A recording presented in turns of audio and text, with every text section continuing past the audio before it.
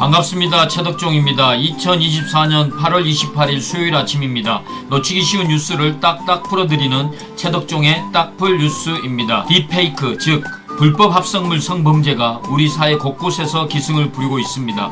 부산의 한 중학교에서 같은 학교 학생과 교사들을 대상으로 불법 합성물을 제작해 카카오톡 대화방에 퍼뜨린 범죄가 드러나는 등 전국 중고교 150여 곳에서 피해가 발생하고 있습니다.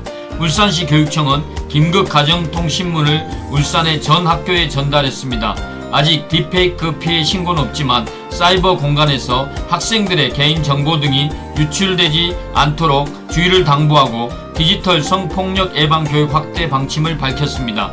교육청뿐만 아니라 경찰 그리고 지자체도 적극 나서서 이러한 딥페이크 불법 콘텐츠 제작, 유통을 신속하게 그리고 엄중하게 대처함은 물론이고 관련 대책 마련에 서둘러야 할 것 같습니다. 울산시 남구 야암동에 803세대 규모의 아파트 단지가 신축될 예정인 가운데 70년 넘게 사용되던 공공용 마을 도로가 해당 부지에 포함돼 폐쇄되자 인근 주민들이 강하게 반발하고 나섰습니다.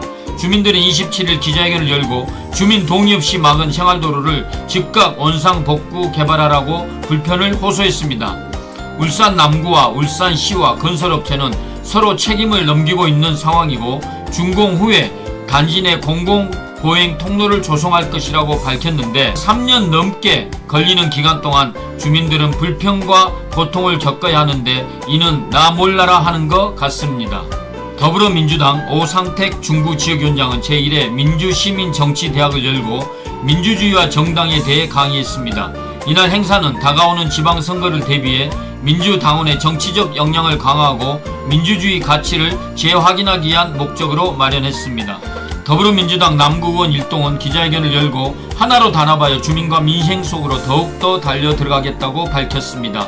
국민의힘 남구 의원들의 의회자리 독식, 국민의힘 시의원들의 자리싸움 내분과 파행, 패싸움, 그리고 국민의힘 한 당협의 정치자금 위반 검찰 조사 등 국민의힘 울산 조직은 더 이상 울산 시민을 대변할 자격도 능력도 없는 썩은 이익 집단으로 전락하고 있음을 지적하고 더불어민주당은 극심한 어려움에 빠진 민생의 회복을 위해 작은 생각 차이를 극복하고 하나로 똘똘 뭉쳐 효능감 있는 정치로 성과를 내고 주민의 편에서 국민의힘 정권을 제대로 견제하고 감시하겠다고 강조했습니다. 만평입니다. 윤석열 정권의 무능으로 국민의 건강을 담당하는 의료계가 대혼란에 빠지고 있음을 표현하고 있습니다.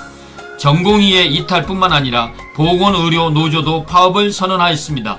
코로나가 다시 창궐하고 무더위에 온열로 환자가 급증하고 있는데 국민의 안전을 책임져야 할 정부는 그야말로 손 놓고 있고 무능하기 짝이 없는 모습을 보이고 있습니다.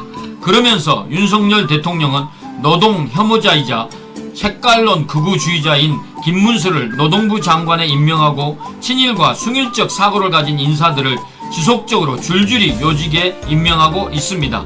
국민의 안전과 자존심은 내팽개치면서 일본의 조선 총독부 같은 모습을 끊임없이 보여주고 있습니다.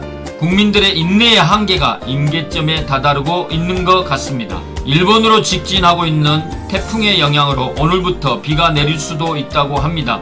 오늘 하루도 힘차고 즐겁고 행복하게 보내시기 바랍니다. 오늘도 화이팅입니다.